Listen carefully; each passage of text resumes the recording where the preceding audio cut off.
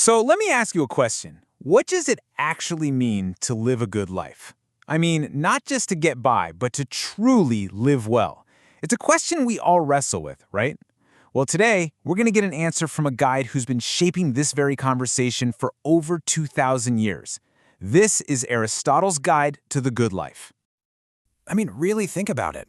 It's a question that cuts right to the heart of being human, doesn't it?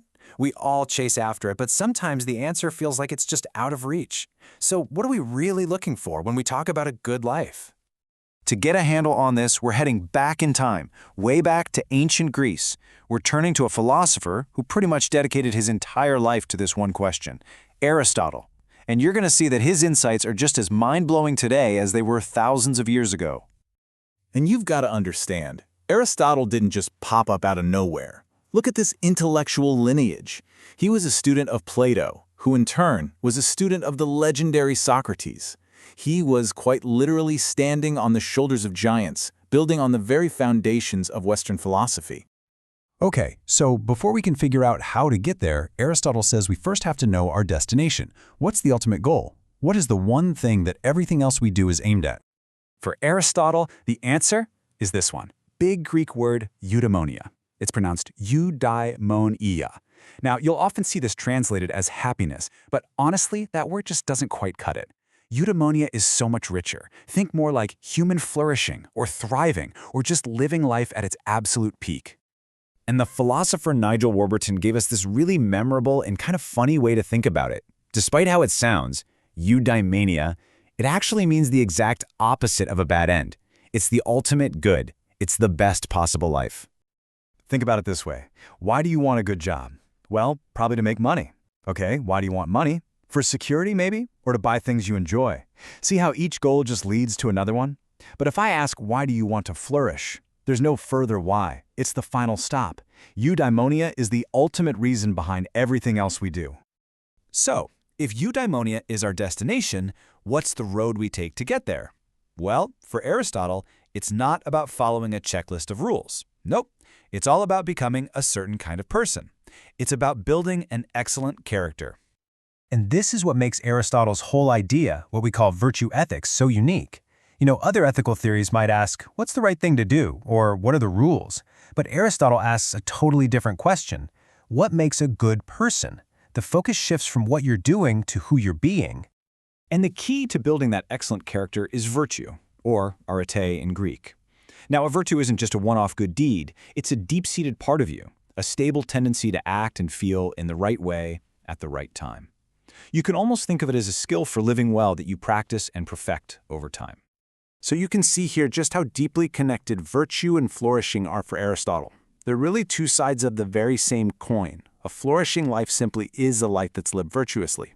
And the big takeaway is powerful. You cannot achieve that true deep well-being, that eudaimonia, without also being a good person. Okay, that sounds great, but how do we actually know what the virtuous thing to do in all the messy, complicated situations of real life? We need a tool, right? A kind of compass to guide us. And for Aristotle, that compass is our ability to reason. Aristotle believed that everything in the world has a unique function or purpose. A knife's function is to cut, a bird's is to fly. So what is the unique function of a human being? What's the one thing we can do that nothing else can? It's our ability to reason. It follows, then, that to live a good human life, we have to reason well. And this brings us to another awesome Greek concept, phronesis, pronounced Phronesis. We translate it as practical wisdom. And this isn't about being book smart, it's more like having moral street smarts. It's that gut-level ability to look at a situation, see what it truly demands of you, and then act on it. It's the master virtue that steers all the others. And this quote just nails it. Being a virtuous person isn't like being on autopilot, just following some unthinking habit. No, it requires active, intelligent judgment right there in the moment. And phronesis, that practical wisdom, is what allows you to make that call. All right, so we have our goal, eudaimonia, and we have our compass, phronesis.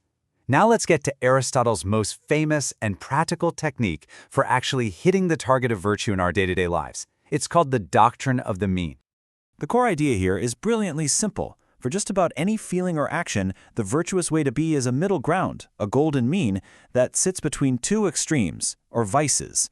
On one side, you have the vice of having too little of that quality, a deficiency. And on the other, you have the vice of having way too much of it, an excess. And this is where it gets really practical. Let's take courage. The excess of courage is recklessness, rushing into danger without any thought. The deficiency is cowardice, being paralyzed by fear. The virtue, courage, is that sweet spot in the middle, feeling the right amount of fear for the situation. Same goes for something like temperance. It's the mean between denying yourself all pleasure and just going wild with self-indulgence. So how do we find this golden mean? Well, it's not a simple math problem. It's always relative to the person and the situation. And the tool you use to find it, it's your practical wisdom, your phronesis. Just like Aristotle says, the virtuous path is the one that a prudent, wise person would figure out. So we've gone all the way from the ultimate goal of life to a practical tool for everyday decisions. But why has this 2,300-year-old framework had such incredible staying power? Why are we still talking about it? So let's just recap this elegant system we've explored. First, the goal is eudaimonia, human flourishing. Second, the path to get there is by building a virtuous character.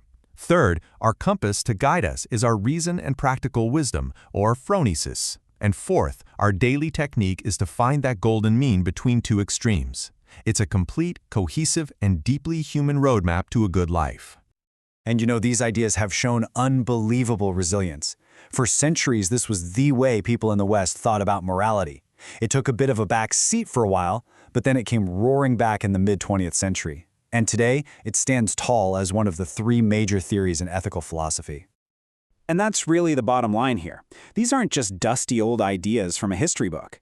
The very words Aristotle gave us, Arete, Phronesis, Eudaimonia, are still at the absolute center of the modern conversation about how we should live. His ideas are very much alive and kicking. And that brings us to the final and maybe most important thought. Perhaps the most powerful part of Aristotle's whole legacy is the simple shift in perspective he gives us. He moves the spotlight away from our isolated actions and shines it on the long-term project of building our character. He leaves us with this profound personal question to think about. It's not just about what should I do right now, it's about what kind of person am I trying to become.